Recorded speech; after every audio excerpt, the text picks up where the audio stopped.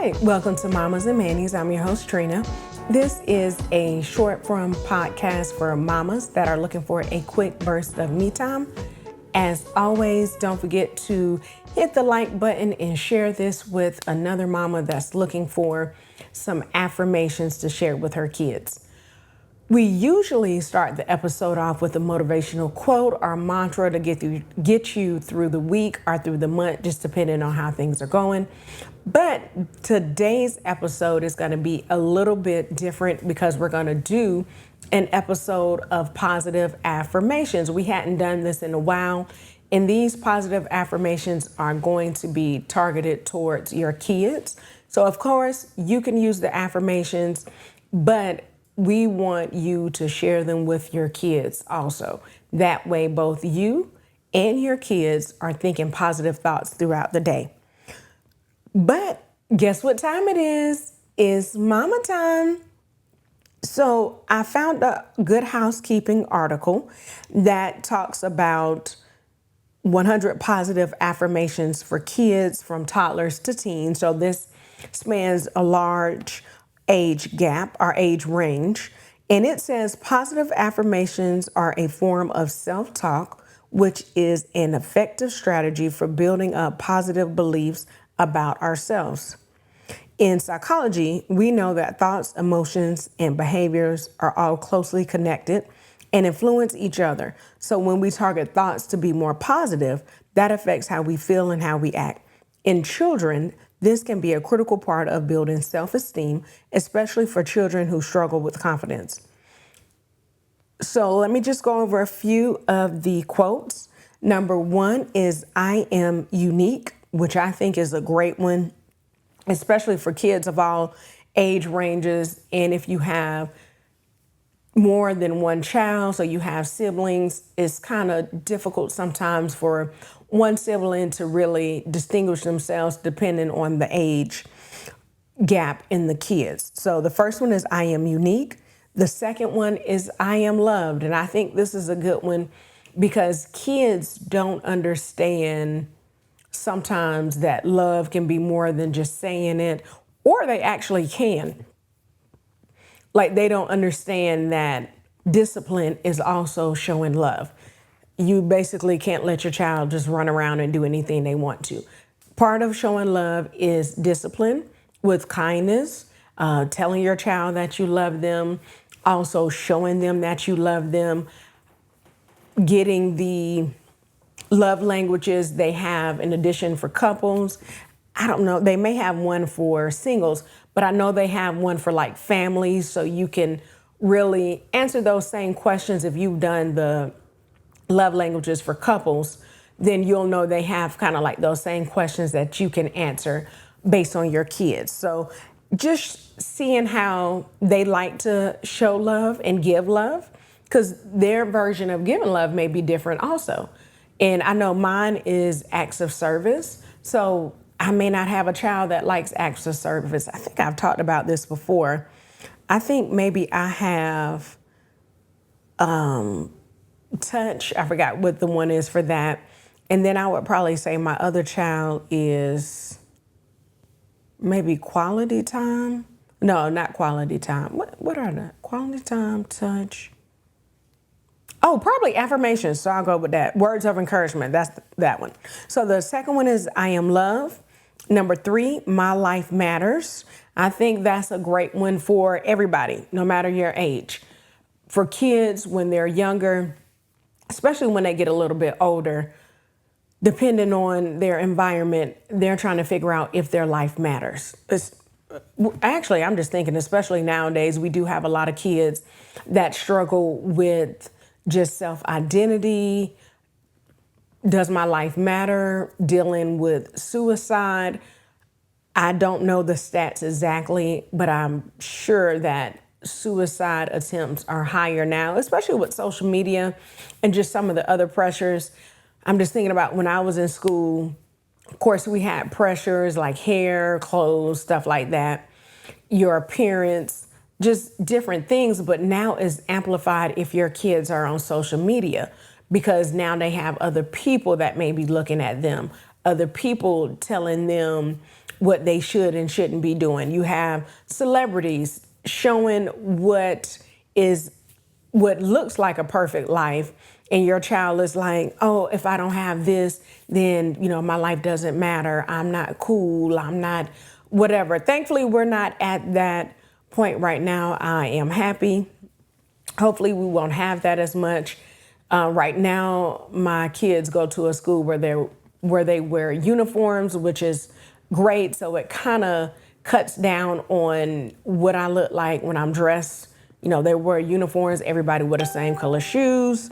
So that really just helps out too. So just remember to tell your child that their life does matter. 4, it's okay if I make a mistake. I think this is good because I would say even for myself, probably right before I had my kids, or maybe even with my oldest daughter, I dealt with this too, because sometimes you think that you have to be perfect. So I make sure my girls understand there's no such thing as perfect. Even when we see that in movies or we hear that in a movie or a television show, I'll say, oh, there's no such thing as perfect, because you'll always be running after perfection and it's never going to happen. It's okay if you make a mistake. The best thing to do is learn from your mistake and make sure that you're actually understanding how the mistake happened. How can I grow from the mistake? So another one is okay if I make mistakes. That's number 4. We have I am strong. And I think that's great to tell your kids, and I am strong in different ways. So I am like physically strong. If they feel like they're weak or something like that, oh, I can't move this, and where they're smaller, maybe getting something that's more size appropriate that matches their size. I am strong emotionally, making sure that we're going over the affirmations with them, making sure that they know how to regulate their emotions.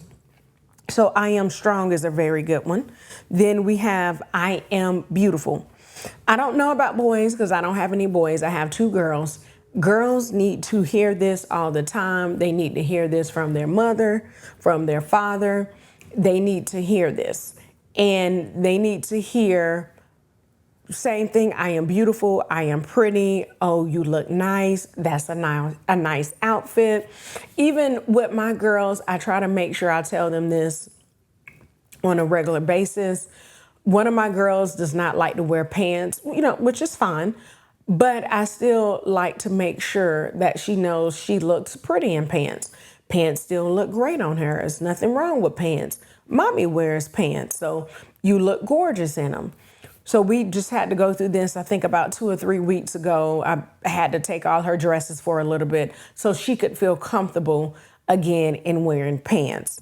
Next, we have I am smart. And you want to combine all of these. And I'll say, because if you just tell your child one of these affirmations and not combine it with multiple affirmations, your child thinks that is all they are. Like, I thought about this because I am smart is a good one, because you may just tell your child you're smart, that they're smart, but you don't tell them the other affirmations we just mentioned. I'm unique, I'm beautiful, I'm kind, and I'm trying to think of the other ones. I'm kind, oh, I'm strong. So you miss out on those and they think they're just one thing. So I am smart, I am thankful. And that's always great to practice thankfulness so your child can understand what they have. And because sometimes kids don't know if they don't go to other people's houses, they're not talking to their classmates, and, they don't know what they have. Like, kids don't know that other kids struggle with food insecurities, or other families may not have as much. Other families may not have the opportunity to go on vacations.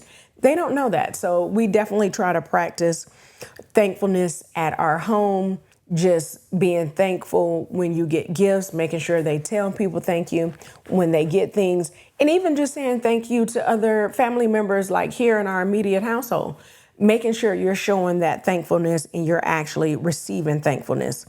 I am helpful. So we just started at the beginning of this school year with a chore chart for my daughters. So that is showing them that they can be helpful. They can help out around the house. They do very simple things. We have help fold towels, so they have to fold all the towels. Brush your teeth, wash your face, make your bed up, share with my sister, do homework, making sure they get a good report at school, so doing their best at school, making sure they're following the rules, not getting in any trouble, doing their best. And for my youngest daughter, because she's a whiner, no whining for 2 days straight. She still has not gotten that one. That's one thing that she has not mastered yet. So we're still working on that. So that affirmation is I am helpful. And then I am truthful. This is one thing that we instill in our daughters now. But remember, this takes both ways. So you cannot, I'm not even going to get into certain topics. It's up to you. It's your own household. But you have to be truthful as an adult. So for certain topics, we have decided in our home to go ahead and tell the truth and just explain why other people may do whatever they want to do. I'm not even going to bring it up, what it is, around holidays, birthdays, whatever. So if you want your kids to be truthful, that means you have to be truthful with them. Now, that doesn't mean you have to give them all the details of everything. Keep it age appropriate, but just explaining to them what it means to be truthful. If you're truthful, other people will be truthful with you. So, and it's just better to tell them the truth. That way you're not keeping any secrets. Making sure they understand the difference between keeping a secret and a surprise. Those are two different things. A surprise, you will eventually tell the person what's going on. Like if you're doing a surprise party, if you have a gift for a birthday, you let them know that a surprise is something that you just hold temporarily to make sure that person feel happy. A secret is something that you keep and you don't tell anybody because it may be something negative. So just make sure whatever that looks like for you and your family, that you are being truthful so they can be truthful as well. I am generous. We definitely practice generosity. I make sure right before, I may need to do it now, one of my kids' birthdays is coming up, before they get toys or anything like that. If they have something at home they're not playing with, even clothes or anything like that, they're just in the habit now. My daughter had a Frozen dress, a nightgown, and she looked at the size and she was like, hey, mommy, this isn't my size anymore. I want to donate this to somebody. So we do the same thing with toys, making sure that they donate some toys before they get more toys. Because if not, they just start piling up toys and it's just too much. So making sure that everyone in the family displays generosity. Then we have I am brave. I think this is a great one. Just making sure that they understand they're brave, they can try new things, different challenges, and helping them feel comfortable in that particular stage.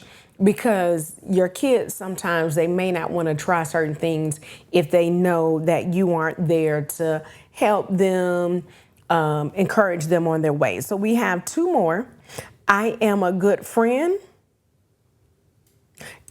And that I think is great, especially for any kids of any age, just explaining to them what a good friendship looks like it has boundaries, making sure that you're not speaking negative about that person or to that person in their face or behind their back, making sure you feel comfortable in the friendship. You're not doing things you don't want to do. Are you having fun? And just making sure kids know that being a good friend, again, is a two-way street. So that's something good really to go over your kids with. Then we have, for the final one, I am calm and peaceful. I think this is good to go ahead and instill in your kids now.